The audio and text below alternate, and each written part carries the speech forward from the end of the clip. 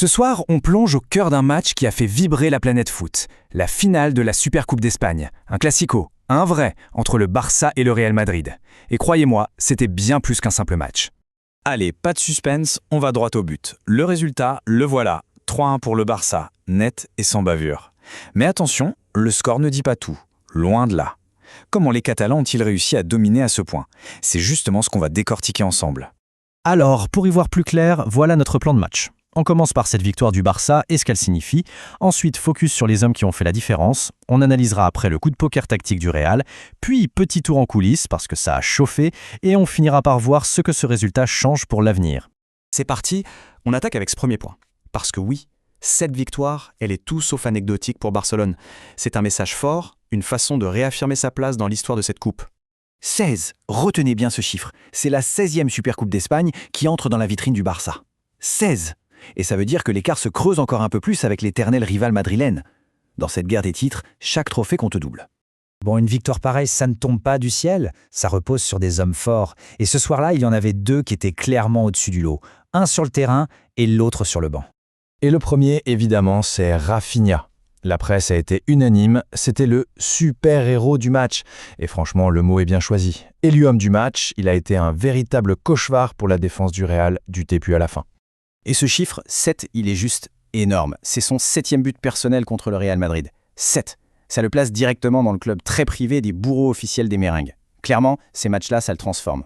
Du coup, les médias espagnols ne s'y sont pas trompés, ils l'appellent maintenant le roi des classicos. C'est simple, c'est direct et ça résume tout. Il n'est plus juste un très bon joueur, il est devenu une figure de cette rivalité. Et puis, il y a l'autre architecte, l'homme du banc, Hansi Flick. Et là, attention, la stat est complètement folle. 8 finales disputées dans sa carrière avec le Bayern ou le Barça pour 8 victoires. 8 sur 8, c'est juste parfait. Le coach des grands rendez-vous, c'est lui.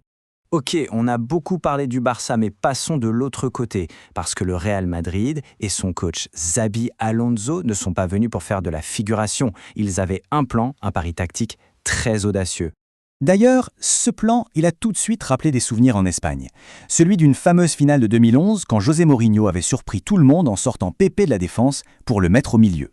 Alors, est-ce que Xabi Alonso a tenté un coup à la Mourinho? Alors, le plan c'était quoi? D'abord, on blinde derrière avec Tchouaméni qui recule pour faire une défense à 5. Ensuite, mission commando pour Gonzalo, ne pas lâcher Pedri d'une semelle pour tuer la créativité du Barça. Et enfin, devant, on laisse Vinicius libre, en numéro 9, pour qu'il mette le feu. Sur le papier, c'est malin. Sauf que le Barça était trop intelligent et a parfaitement exploité les espaces sur les côtés.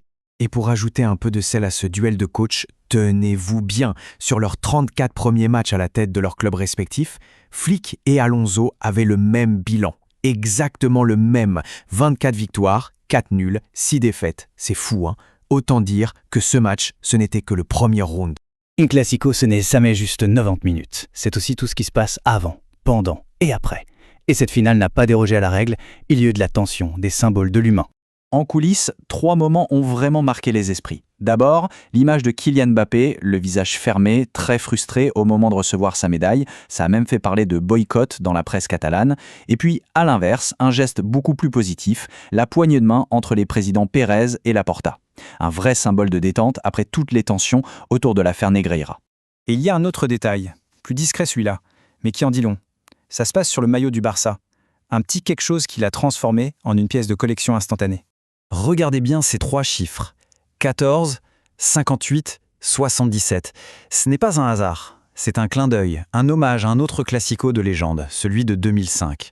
14 pour le but d'Eto'o, 58 et 77 pour le doublé de Ronaldinho. L'histoire dans l'histoire. Et visiblement, ça a porté chance. Forcément, une victoire aussi nette, ça a des conséquences. Ça lance ce qu'on pourrait appeler un effet domino. Ça impacte le moral, la confiance et bien sûr, le mercato. Et justement, côté Barça, les choses s'activent. La blessure de Christensen, aussi malheureuse soit-elle, libère une grosse marge salariale pour recruter. Résultat, la signature de Joao Cancelo est bouclée. Et un nouveau nom tourne en boucle, celui de Mickey Van de Ven, le défenseur de Tottenham. Le message est clair, il faut battre le fer tant qu'il est chaud. Pendant ce temps-là, le Real Madrid pense ses plaies et prépare l'avenir. Et l'avenir, il s'appelle Endrick. Le jeune prodige brésilien, prêté à Lyon, a fait des débuts de rêve. Premier match et paf, but de la victoire. un petit message envoyé à la capitale espagnole. On va se quitter là-dessus avec cette grande question. Est-ce qu'au final, ce n'est qu'un trophée de plus pour le Barça, ou est-ce qu'on vient d'assister à quelque chose de plus profond, un vrai rééquilibrage du pouvoir dans le football espagnol? L'avenir nous le dira. Merci d'avoir suivi ce décryptage avec nous.